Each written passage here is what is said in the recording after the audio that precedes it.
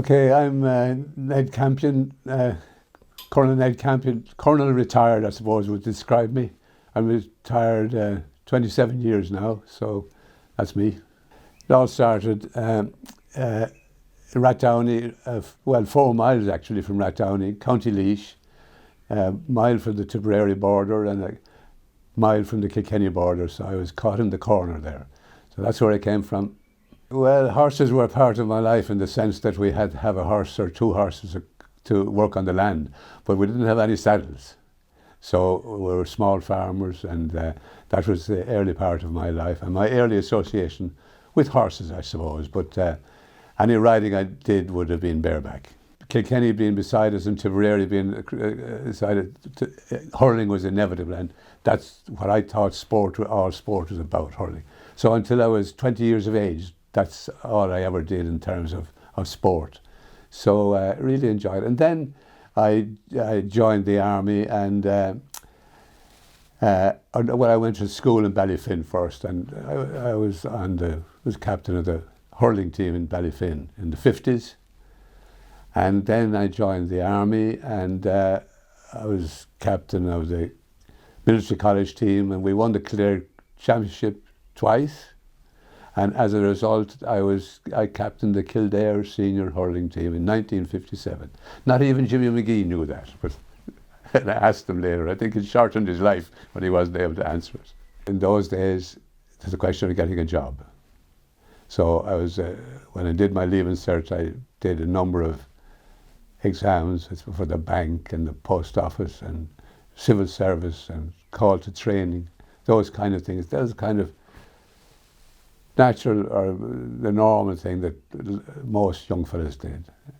And then I was interested in agriculture, I suppose, coming from a farming background. And immediately after my leaving cert, I went to an agricultural college in Ballyhaise in County Cavan.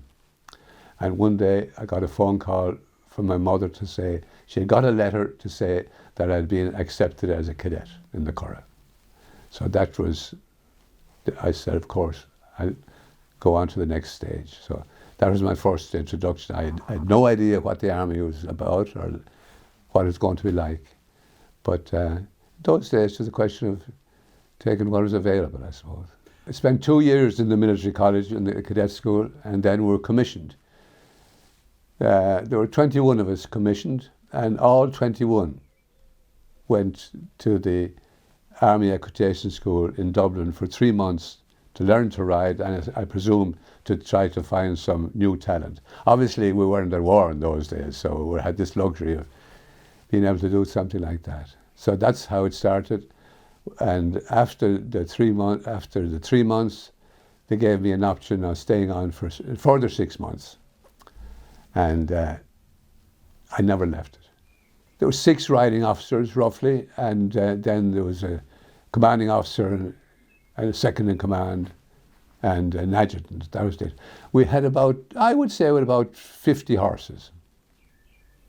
Yeah, and that would vary, of course, from time to time, but not that much. I'd say about 50 horses and roughly, give or take, 5 or 6 riders. The exciting part of it was that we were the represent the Irish national team, and it had been set up. The Army Equitation School had been established in 1926 with a view to advertising the Irish horse by competing at international shows.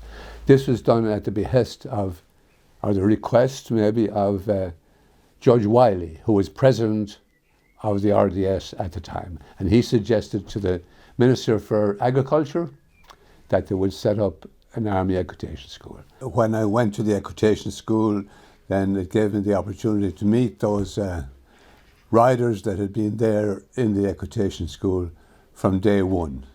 Names like, there were household names then, like Colonel Dan Corrie and Fred Ahern, Jed O'Dwyer. They had all been there from there.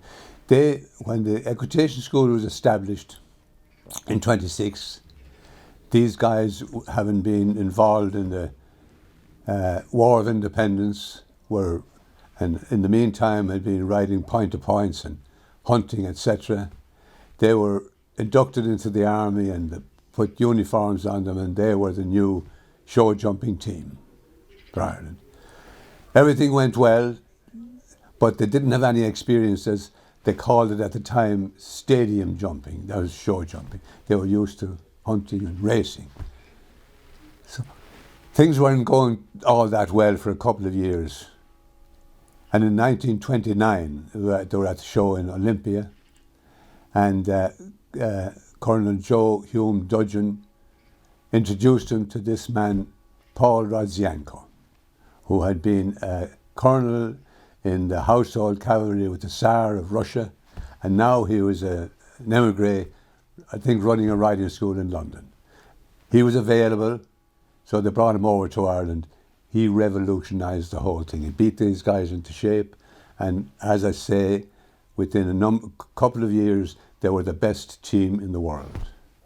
And even in my time there was a beautiful framed photograph of Colonel Rodzianko at the end of the riding school, and a caption underneath said, "With the combined courage of Irish men and Irish horses, victory around the world was easy." That was it.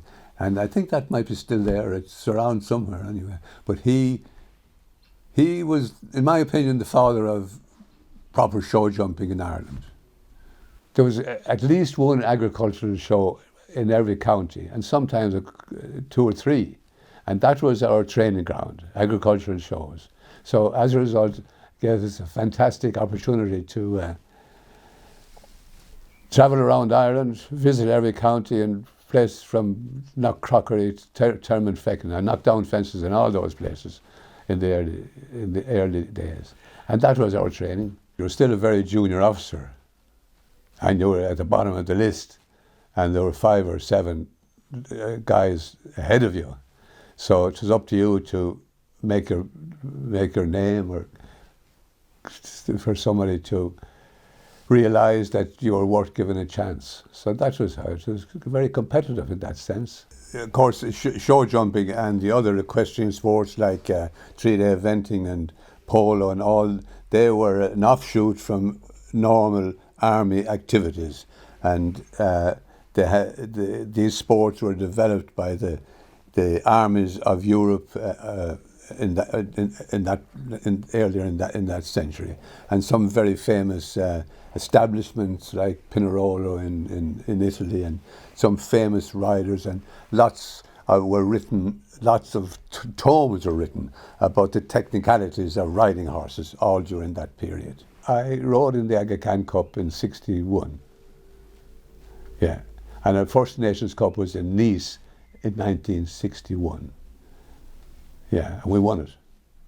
At that stage, I rode a horse called Clún Mala, and he had been obviously an experience. He'd never jumped internationally, but he wasn't a novice horse, you know. So the whole thing was so different to nowadays, you know. So we continued to go to country shows all along until, you know, up until as long as the country shows kept putting on equestrian events.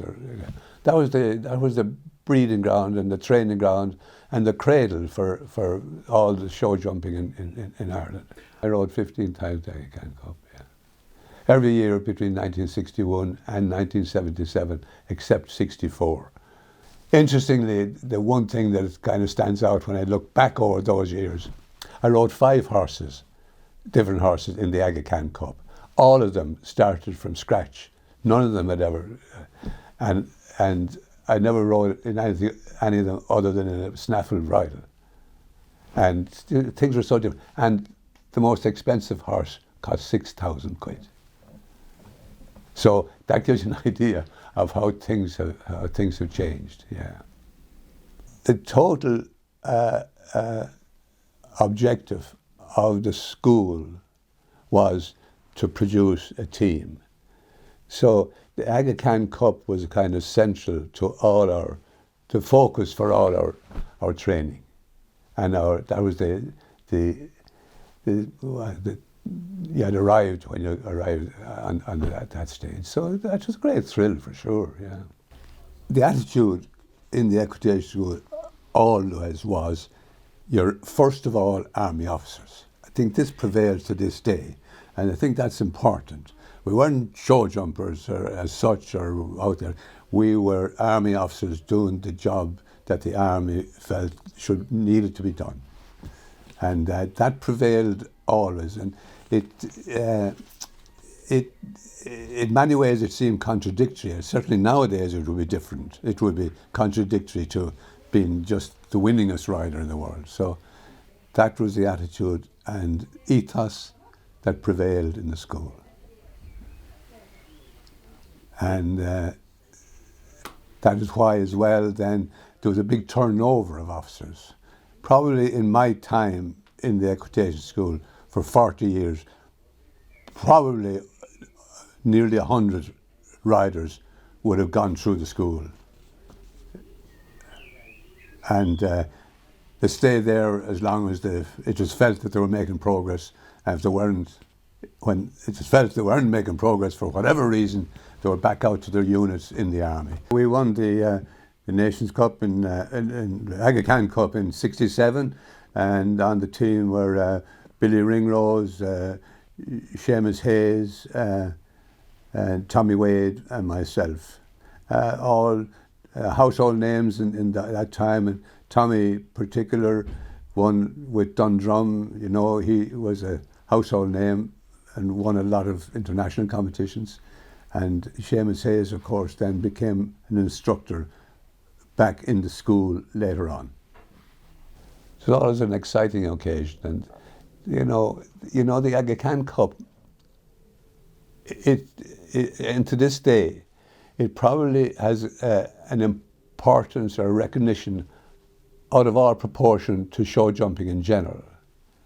And that harps back to the early days, long before I went there, in the 1930s, when the Army team won the Aga Khan Cup 3 times running. And up to before 1936, they were the best team in the world, acknowledged as such. And of course, the Olympic Games in 1936, they didn't send a team. There was some disagreement between the sporting organisation that was in charge at the time. We didn't send a team, but you know, it was well acknowledged that they had beaten the teams that won the gold, silver and bronze earlier and later in the same year. So that was a bit of a, and that caused a little bit of disturbance, the fact that it didn't, and Major Jed O'Dwyer, he was a famous rider, rode a famous horse called Limerick Lace, and he was captain of the team, and they were so upset or disgruntled, I suppose, he resigned from the Army as a result of not having got the opportunity to go. But they did send, I think it might have been he that sent as just an observer, and to the photograph in the school of somebody talking to Himmler, or not Hitler, I think, Himmler, I think it was. Yeah. Probably the best horse I rode that was Leitrim. I rode him in the Olympic Games in 1968. A very good horse. Again, he had plenty of scope, and wasn't the most careful horse maybe, but gallant horse he really was. Yeah. We attended 5 or 6, maybe more, international shows every year, in addition to the local shows. And the highlight of our year mostly would have been the trip to America. At the end of the year, we spent 7 weeks in the States, and we did 4 shows: Harrisburg, New York, Washington, and Toronto. And that was, as I said, the highlight of our. And then at the end of '68, we went to the Olympic Games in Mexico. And interestingly, we all travelled in the same plane: riders, horses, trainers, 3-day eventers, the hay, everything. So it was quite an experience. And the games itself in Mexico was quite an experience. We spent 6 weeks there. Of course, we had to be acclimatized to the rarefied atmosphere, the horses and riders. So we had a fantastic, interesting, very interesting time. And then to see the competition, Bob Beeman set the record for the long jump when we were there. One day I was walking through the Olympic Village and this man coming forward, Jesse Owens, no less. So I have a lovely photograph of Jesse Owens. So a little bit of history there in all of that. In the 70s, I was lucky enough to have a lovely mare, Gary Owen, a bright chestnut with a flaxen mane. And she jumped many clear rounds and Nations Cups. That was her specialty. And unfortunately, early in 77, she dropped dead. She was only 12 years old. I was trotting in the Phoenix Park. So that left me without a horse for the Aga Khan Cup. And it was a hard blow because it effectively ended my riding career, because they sent me then to Saumur in France to become, with a view to becoming the trainer in the school. So as I say, that was the end of my riding competitive career, and in many ways I felt I was only beginning. I had plenty of time to give a bit of advice here and there, so I did some clinics around the country, and also I went to Australia twice with work with the Australian Olympic team, and also I went down to South America on 2 occasions and brought teams from Peru down to the Pan American Games on 2 occasions. That was very enjoyable and productive for somebody, I hope.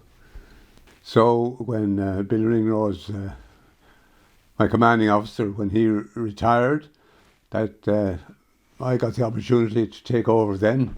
So I was now OC of the school and chef de keep at the same time. It had its challenges, but most enjoyable. It gave me the opportunity of working with some excellent riders, and we had a lot of success. With Eddie Mackin, of course, would have been there, very much part of it.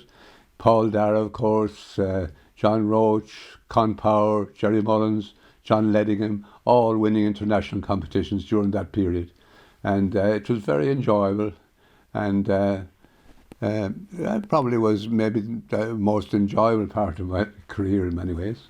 Getting hold of horses for the Equitation School was always a very interesting problem or subject. In the early days, we took in a lot of horses and actually broke them and started from scratch. But in more recent times, and towards the end of my career, we used I think it started in the mid-70s, they tried to get horses that already had some record of jumping at national level and showing promise, and we would try to get the people to bring them, and we'd give them a trial, and the standard always was that we were aiming at the international competition. So it wasn't an easy thing to do, but we managed to get some very nice horses. And in addition to that, we got some horses that we spotted but weren't for sale for one reason or another, and we decided we'd introduce a system of leasing them. That worked out very well, and particularly one that comes to mind would be Mill Street Ruby, that made a great contribution to the school. We leased her from Noel C. Duggan. The whole thing was very consistent with the objective of advertising the Irish horse. I've been 10 years as commanding officer of the school. My birthday came around in 97, had to go. The opportunity arose to take on the job of Secretary General of the Equestrian Federation, which I did. Found it challenging and interesting, and gave me the opportunity to see if I could bring the affiliate bodies more together. I would say we had some success, especially in the early days. How it's working now, I think there are still flaws there. I'm still on the Army Purchase Board, which I enjoy giving a hand in that area. I played golf. I'm a member of the local Castle Golf Club here since 1968. Won a few prizes, got down to a handicap of 8. I won the All-Army Junior Golf Championship in, I think, 82. And so I haven't been sitting around. And